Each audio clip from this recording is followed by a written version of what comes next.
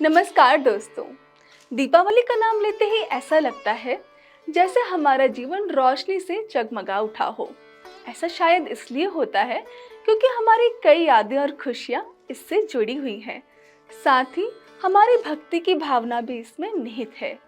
आज दिवाली विशेष के इस वीडियो में मैं आपको दिवाली की विधिवत पूजा कैसे करनी है, इस वर्ष गणेश जी और लक्ष्मी जी की पूजा में क्या अलग है, संपूर्ण रूप से बताऊंगी।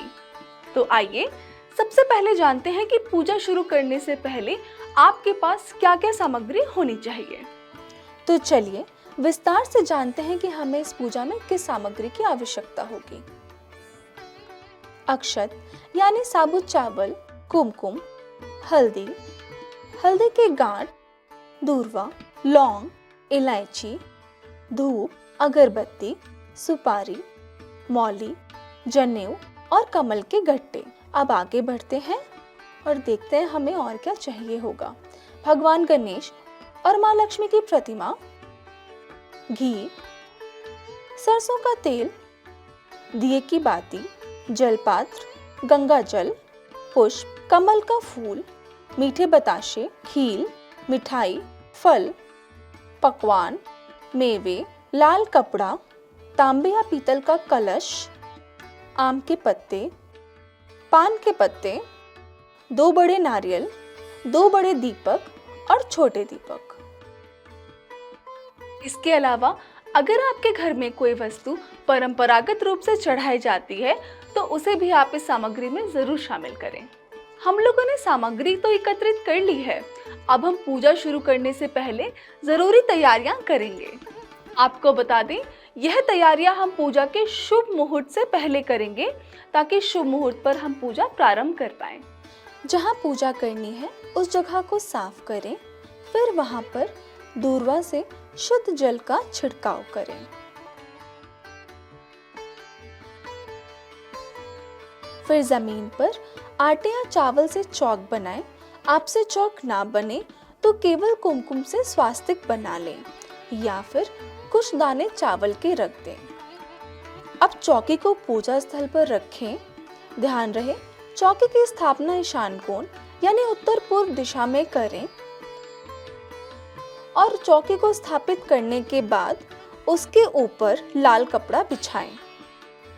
देखिए, यह जरूरी है कि हम भगवान की प्रतिमाओं को स्थापित करने से पहले उन्हें आसन प्रदान करें। भगवान की स्थापना कभी भी बिना आसन के नहीं करनी चाहिए, इसलिए अक्षत का आसन देते हुए माता लक्ष्मी और भगवान गणेश को चौकी पर विराजमान करें। ध्यान रहे आप लक्ष्मी जी को गणेश जी के दाहिनी ओर स्थापित करें और दोनों प्रतिमाओं का मुख पूर्व या फिर पश्चिम दिशा में ही रखें। हम दोनों प्रतिमाओं के आगे थोड़े रुपए, गहने, चांदी के सिक्के रखेंगे क्योंकि चांदी के सिक्के देवता कुबेर का स्वरूप होते हैं और आज इनकी भी पूजा का विधान है।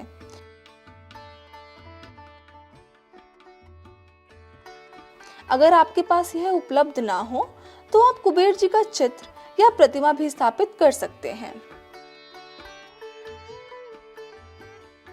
चलिए अब हम लक्ष्मी जी के दाहिनी तरफ अक्षत से अष्टदल यानी 8 पंखुड़ियों वाला एक पुष्प बनाते हैं।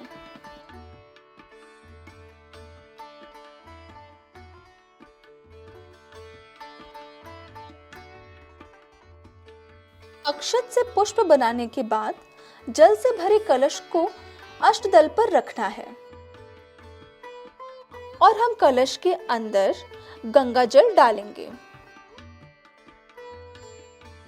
गंगा जल के बाद हम इस कलश में हल्दी की गांठ, कुमकुम, अक्षत, दूर्वा, सुपारी और लौंग और इलायची का जोड़ा भी डालेंगे। अगर आपके पास यह सब सामग्री नहीं है तो आप केवल इस कलश में शुद्ध जल, अक्षत, हल्दी और कुमकुम भी डाल सकते हैं।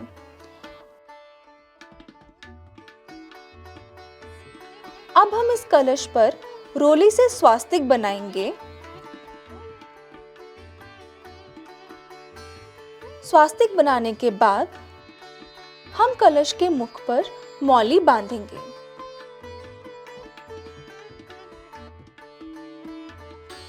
अब इस कलश में हम आम के पत्ते डालेंगे और उन पत्तों पर भी हम कुमकुम और हल्दी का टीका लगाएंगे।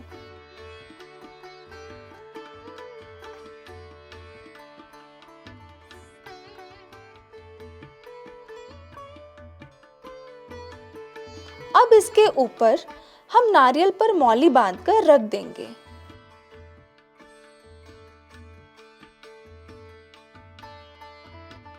कलश स्थापना के बाद अब चौके के सामने अन्य सामग्री भी लगाकर रख दें।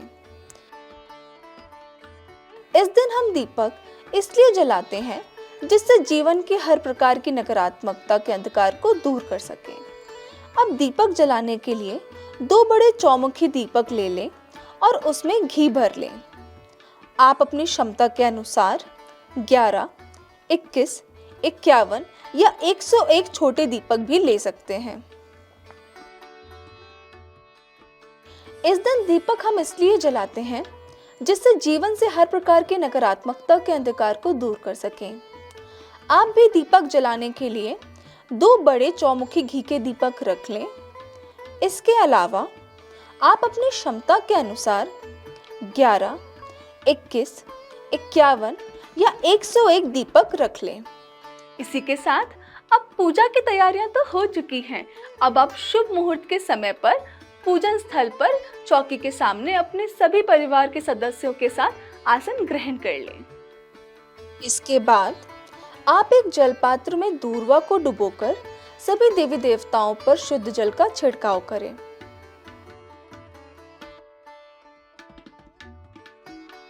इसके बाद हम आचमन करेंगे।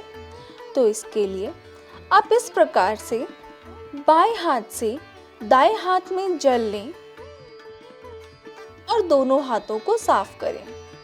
अब हम 3 बार जल स्वयं ग्रहण करेंगे और साथ ही इन मंत्रों का उच्चारण करेंगे।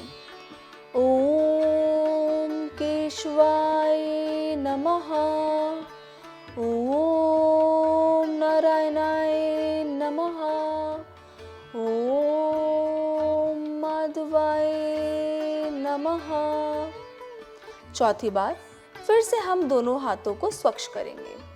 आचमन के बाद हम दोनों घी के बड़े दीपकों को गणेश जी और लक्ष्मी जी के सामने प्रज्वलित करेंगे। अब एक तेल का दीपक कलश के समक्ष जलाएं। एक दीपक आप पितरों के नाम से पूजा में जला लें और एक दीपक कुल देवी देवता के नाम से जला लें। अब हम दीपक के साथ धूप और अगरबत्ती भी जलाकर भगवान जी को दिखाएंगे।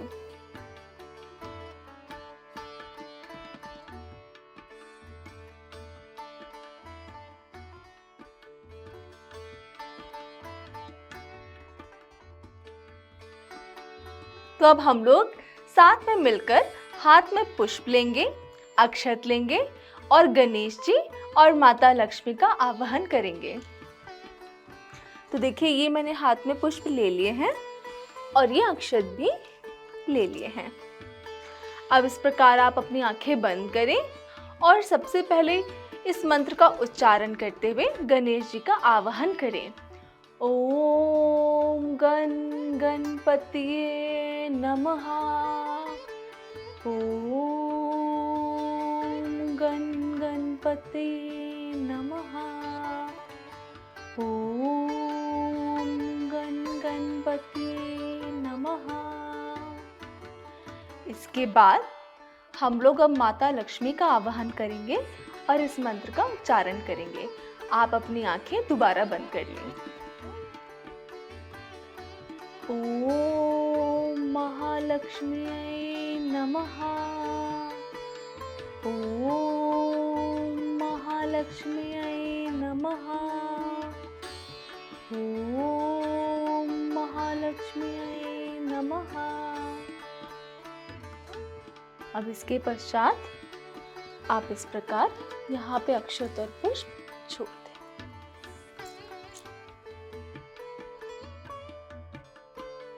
अब हम भगवान गणेश, माता लक्ष्मी, कुबेर जी, कलश और दीपक को एक एक करके पुष्प अर्पित करेंगे। साथ ही हम भगवान गणेश और माता लक्ष्मी को पुष्पमाला भी चढ़ाएंगे। इसके बाद हम गणेश जी को जनेऊ अर्पित करेंगे और माता लक्ष्मी को वस्त्र रूपी मौली अर्पित करेंगे। इसके बाद हम कुमकुम से दोनों प्रतिमाओं को तिलक करेंगे। साथ ही चांदी के सिक्कों, गहनों और कुबेर जी की प्रतिमा को भी तिलक लगाएंगे। अब हम भगवान गणेश और माता लक्ष्मी के चरणों में अक्षत अर्पित करेंगे। अब हम कमल का फूल भी भगवान गणेश और माता लक्ष्मी को अर्पित करेंगे। ऐसा करने के बाद हम भगवान जी को कमल का फूल और कमल गट्टे भी चढ़ाएंगे। अब आप एक पान के पत्ते पर 2 लौंग, 2 इलायची, सुपारी रखकर भगवान गणेश और मां लक्ष्मी के सामने रख दें।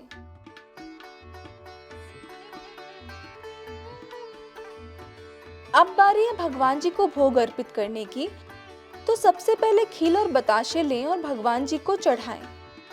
आप भोग में मिठाई, फल, मेवे और पकवान भी चढ़ा सकते हैं। अब चम्मच से भोग के चारों ओर जल घुमाएं और जल को नीचे गिरा दें।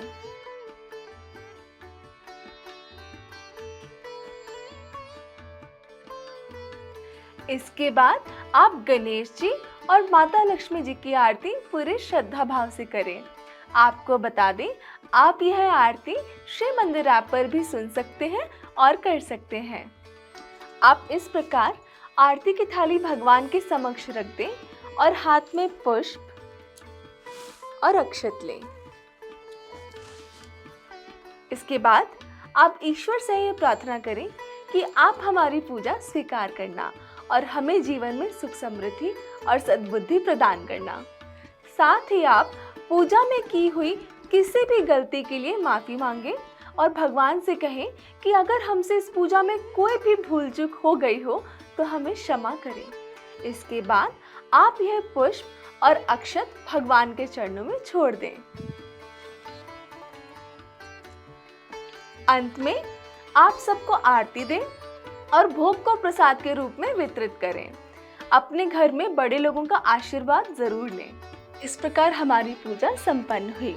भगवान आपकी सभी मनोकामनाएं पूर्ण करे और इसी कामना के साथ मैं आपसे लेती हूँ विदा। आप ऐसे ही भक्ति में पूजा और विधियों के लिए श्री मंदिर से जुड़े रहें। ये दिवाली होगी श्री मंदिर वाली। आपको और आपके परिवार को दिवाली की ढेर सारी शुभकामनाएं।